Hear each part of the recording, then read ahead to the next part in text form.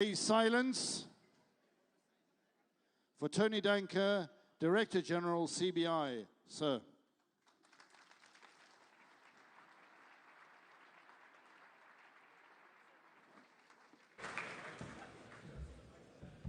Good evening, everybody. Secretary Kerry, Business Secretary Kwarteng, our good friend Kwasi, Secretaries of State also with us, ministers from near and far, distinguished guests, leaders of business. Welcome to the CBI's COP26 dinner. And can I also say to those of you who are spending it with us, at least tonight, a very happy Diwali. Now, a special thanks to Weir, again, alongside Vodafone and McKinsey Sustainability, for giving us our tea, as they would say around here, and more importantly, for your leadership in the transition to a net zero world. It is wonderful to be in Glasgow. I was told today that climate change has gotten so profound that even Glasgow had got warmer. And that's when you know things are really serious. But it's also wonderful to be at a Glasgow COP where, and Secretary Kerry, I hope you'll confirm this, we are building momentum every day. But I will say one thing about Glasgow, this city where my grandparents were born. They don't suffer fools gladly round here. They'll have enjoyed the circus in town this week, for sure, but they'll be sceptical now as to whether all of us, especially in this room, really mean business. The world leaders have come and most have gone. They have forged more agreement. Our praise goes to them, many of you here, who have put humanity ahead of hubris and planet ahead of politics. The targets are not yet bold enough, and some criticize political leaders, but not us. I think business at COP is in a very different place. Bold targets are timid ones, total agreement or partial agreement. I don't believe any of you in this room, any business that's come to Glasgow has come to ask questions of others. You haven't come here because you think this is government's job. You've come because you think the job's on us.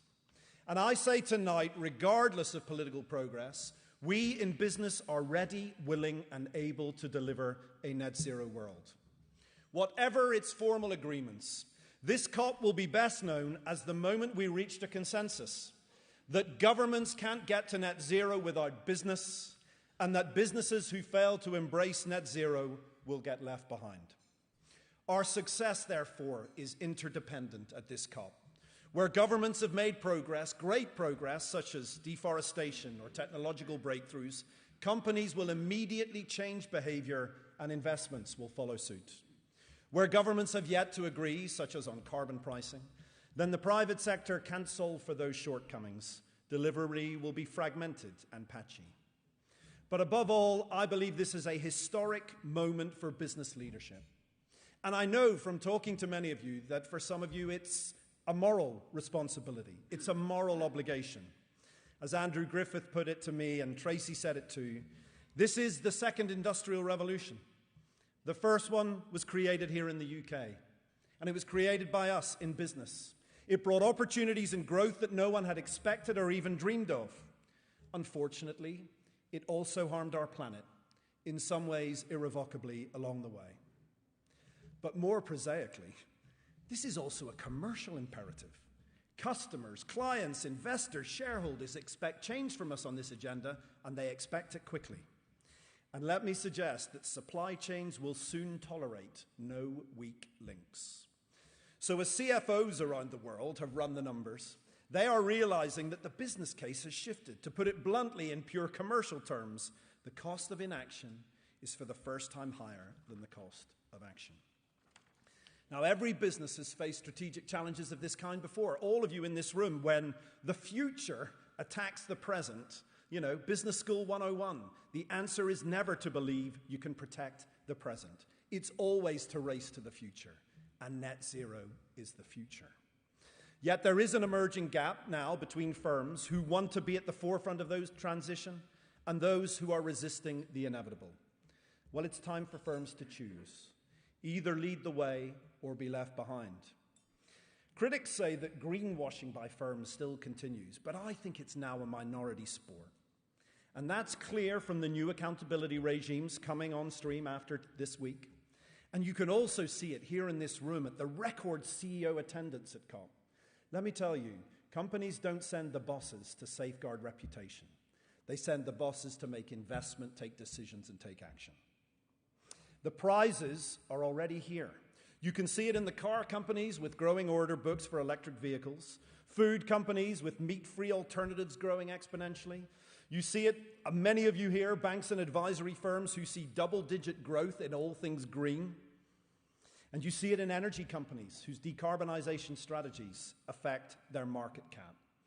But it's also in the armies of SMEs who realize they need to get early mover advantage to be part of greener supply chains, including family firms, many owners of whom I've spoken to recently who say they now see a future for their business beyond this generation. You know, I think it's funny the UN call it a race to zero. We call it a race to the top. And from the UK Prime Minister to the Prince of Wales to Secretary Kerry, leaders everywhere are starting to say that it is the ingenuity and the financial might of the private sector that will get the world to net zero, to match their billions with our trillions. Well, we accept the challenge. We can, we must, and we will make greater commitments, accept deeper accountability, and raise more capital for the task. But political leaders now need to get serious about what it takes to make this successful. Governments are used to being the green rule makers. Now they must learn to become green market makers, to stimulate market growth, to de-risk new technology investment, to rebalance regulation to support investment too, to use taxation to incentivize those who make green choices rather than those who don't. This view we share with our government partners here in the UK, who are already adopting this approach. Billions don't become trillions without work. And I think this will be a very new partnership between public and private. And governments can't will the ends, but ignore the means. Finally, here in the UK, post-Brexit, post-COVID, decarbonisation is our big bet.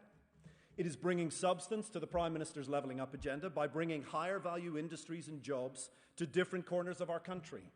And it gives new definition to the idea of global Britain. We can and we will export to the world our new green products and services. And that's why we at the CBI have put decarbonisation at the heart of our economic vision for the UK. It's why we're working tirelessly with government colleagues on how policy can unlock more green investment. And it's why we see our job to support you, every firm in this room, on your own journeys. The CBI will regard it as mission critical to enable every firm in the UK to complete a successful net zero transmission. There is one final reason why we as business should lead on the way to decarbonisation. Because we can. This packed room is a statement of intent. That whether for you it's moral or commercial, if it's obligation or opportunity, we as business stand ready to pick up the baton. So thank you for your leadership, for the work that you've done and the work you're about to do, to make the hypothetical real, to make the target achievable, to say clearly tonight that this job's on us and we are ready to seize the moment. Thank you very much.